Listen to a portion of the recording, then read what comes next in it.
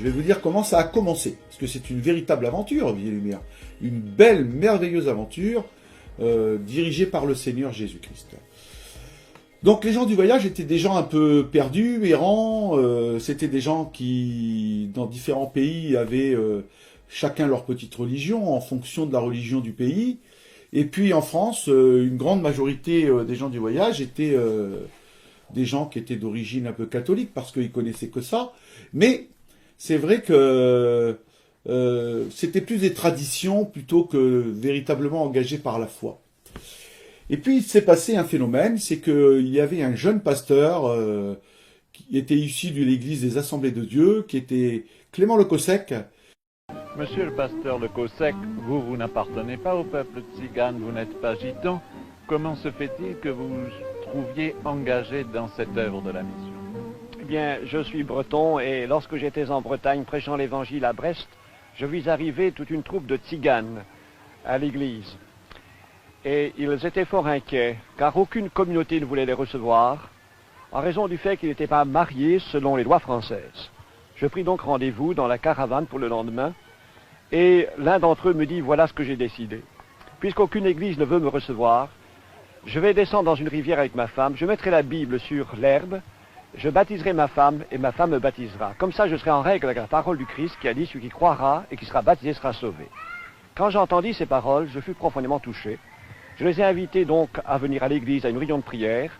Et ce soir-là, le Saint-Esprit descendit sur eux comme lors de la Pentecôte. Ils furent remplis d'Esprit Saint, se mirent à parler en d'autres langues. C'était quelque chose d'extraordinaire. Et quelques jours après, j'avais le privilège de les baptiser dans la mer.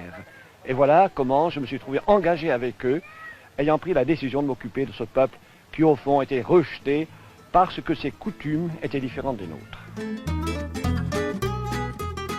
Quand il a rencontré ces gens du voyage, en 52 à Brest, il leur a retémoigné de Jésus-Christ et il les a invités à participer à une réunion. Et ce soir-là, dans la cave d'un particulier, 7 personnes sont venues, 7 personnes des gens du voyage sont venues. Et après le message de l'évangile, il a fait un appel, tout simple, dans la simplicité. Et les 7 personnes ont donné leur cœur à Jésus, ont accepté Jésus-Christ comme Seigneur et comme Sauveur personnel. Vie et Lumière démarre en 1952 avec 7 personnes de la famille Duville-Reynard. Et depuis, eh bien, le nombre n'a cessé d'augmenter. 52 est passé, 58, Vie et Lumière devient un petit peu indépendant, en ne faisant plus partie de l'Église des Assemblées de Dieu. 58, première convention nationale à Saint-Grégoire, dans la banlieue de Rennes. Les Assemblées de Dieu des États-Unis envoient des missionnaires. Et la grande aventure commence. La grande aventure commence parce que de la Bretagne, l'évangile se propage dans les familles. Elle descend sur la Gironde, puisqu'il y a des familles Reynard sur la Gironde qui rencontrent Jésus-Christ. Les premiers pasteurs se lèvent pour servir Jésus-Christ. Clément Le Cossec les appelle pas des pasteurs et pas des prédicateurs. Il les appelle des bergers à son époque. Il dit « J'ai besoin de bergers pour vous occuper des brebis ». Et les premiers bergers commencent à venir parler de Jésus-Christ aux gens du voyage. C'est des gens du voyage qui parlent de Jésus-Christ aux gens du voyage. Tout en sachant que Clément Le Cossec, à partir des années 60, a mis en place quelque chose d'extraordinaire.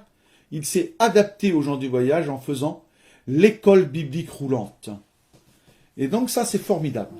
Les premiers pasteurs ont une première formation pour être pasteurs dans une caravane. Donc ils sont chez eux. C'est leur lieu de vie, c'est leur milieu naturel. Et là, ils apprennent les rudiments, les premiers b.a.-ba de la parole de Dieu. Ils sont lâchés par la suite, aller deux par deux, dans les villes et dans les villages, témoigner que le royaume des cieux va venir sur terre, et il est déjà venu, et il est proche. C'est ce qu'ils font, et de plus en plus, eh bien, des gens, des familles, tout entières, acceptent Jésus-Christ et se donnent au Seigneur. Dans les années 62, 63, 64, la Gironde est touchée, l'Alsace est touchée. Et en 63, lorsque la Gironde est touchée, des gitans espagnols et des gitans catalans viennent aussi à la grâce. Il n'y a pas que l'ethnie manouche qui vient à la grâce. mais les gitans espagnols et les gitans catalans viennent à la grâce. Et un vieux pasteur, qui s'appelle Joseph Poubil, qui est parti dans la patrie céleste, lui prend une décision. Il décide de traverser les Pyrénées et d'aller prêcher l'évangile aux gitans espagnols et aux gitans catalans qui sont en Espagne. Et c'est un véritable miracle. Au jour d'aujourd'hui, l'Espagne, parmi les gitans espagnols et les gitans catalans, sont encore plus nombreux que les gitans français. Ils ont plus d'églises que nous, Vie et Lumière, en France. C'est un phénomène extraordinaire. Suite à ça, la vision de Clément Le Cossec, c'est de continuer à évangéliser dans le monde entier. En 1966, il part en Inde. Et là, il découvre une population de tziganes immense. Dans les années 70, il décide d'aller aux États-Unis. Il décide d'aller dans les pays de l'Est. Et partout où il passe, il rencontre des familles entières. Et partout où il rencontre ces familles, il leur témoigne de Jésus-Christ. Il est accompagné de pasteurs tziganes qu'il a formés. L'avantage avec ces pasteurs tziganes, c'est qu'il y a la langue des gens du voyage. Et que ce soit aux États-Unis ou dans les pays de l'Est, les gens du voyage ont gardé leur langue. Et les pasteurs qui viennent de France peuvent prêcher l'évangile avec la langue des gens du voyage. On dit que toutes les ethnies des gens du voyage viennent de l'Inde. Mais René Zanellato, un de nos pasteurs, qui est aussi un tziganologue confirmé, lui dit, effectivement, ils sont partis de l'an 1000 de l'Inde. Mais lui, sa pensée, c'est qu'ils ne sont pas natifs de l'Inde. C'est qu'ils sont arrivés en Inde, et que vers l'an 1000, à cause de guerres tribales ou de famine, ils sont repartis de l'Inde. Mais avant l'an 1000, ils venaient de quelque part. Et au jour d'aujourd'hui, on a beaucoup de difficultés à savoir d'où ils viennent. Alors, certains pensent que c'est aussi issu d'une tribu perdue d'Israël. Mais là encore, ça reste à confirmer. Ce sont des bruits de couloir, on n'a pas de preuves, mais voilà un peu ce qu'on dit dans les bruits de couloir. Ça serait une tribu d'Israël qui serait partie, qui serait arrivée en Inde, et qui après, en l'an 1000, ils repartent de l'Inde, et ils arrivent en Europe. Ils remontent de l'Inde, ils remontent par l'Asie, le Moyen-Orient actuel.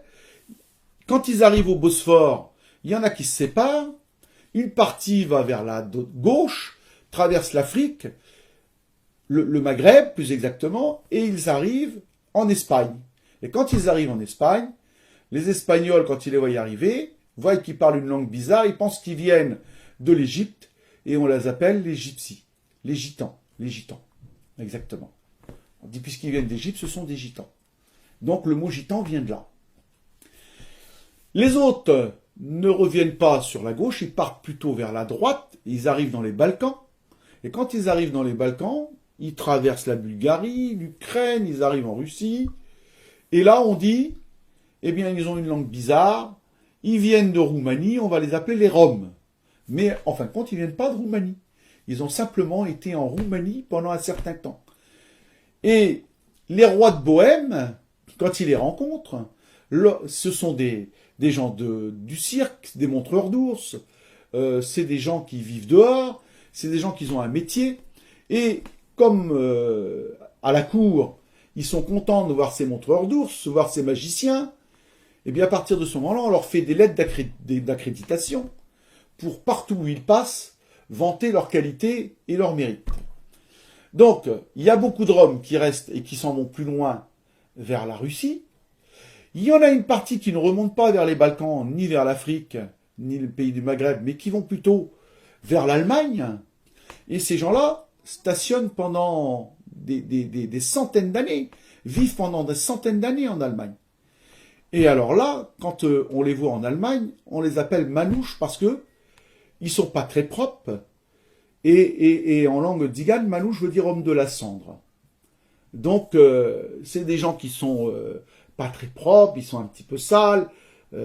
Donc, ces gens-là, c'est eux aussi qui ont un métier, qui font du montreur d'ours et ainsi de suite.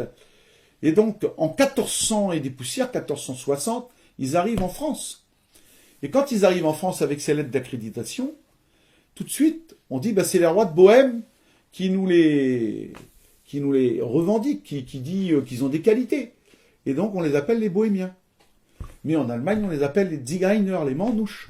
Et puis, il y a une autre partie d'ethnie qui ne va pas jusque l'Allemagne, mais qui reste en Italie. Et en Italie, on les appelle d'un autre nom, les Sinti. Le Sinti. Et ces gens-là, ce sont essentiellement beaucoup des gens du cirque, des circassiens, des gens qui ont des métiers spécifiques. Et dans la région du Rhône-Alpes ou dans le PACA, on retrouve encore beaucoup de Sinti. Beaucoup de Sinti. Il y en a encore qui ont une langue bien à eux. Et la particularité, c'est que aussi bien les Roms, les Manouches que les Sinti, on retrouve des mots qui sont similaires, des mots qui sont identiques.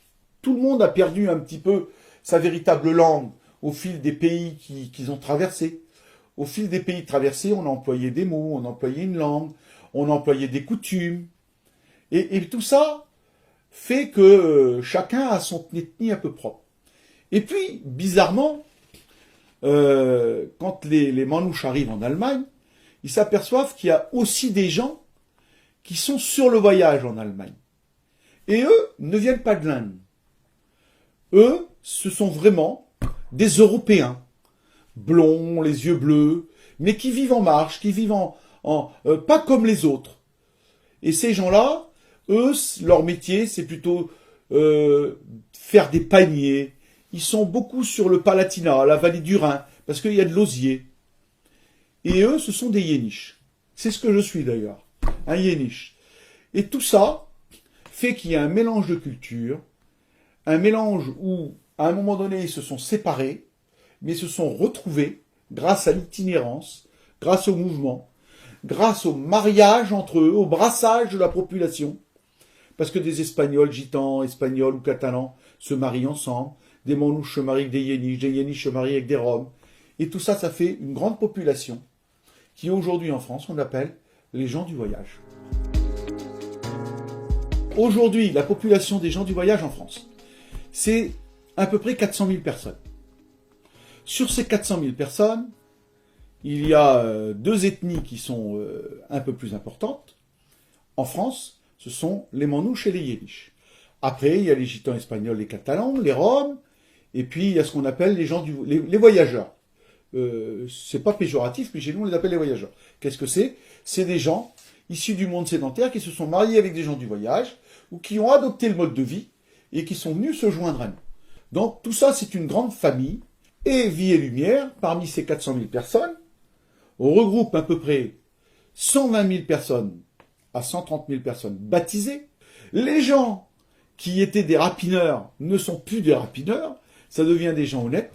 L'évangile a fait un bien fou à notre communauté des gens du voyage en France.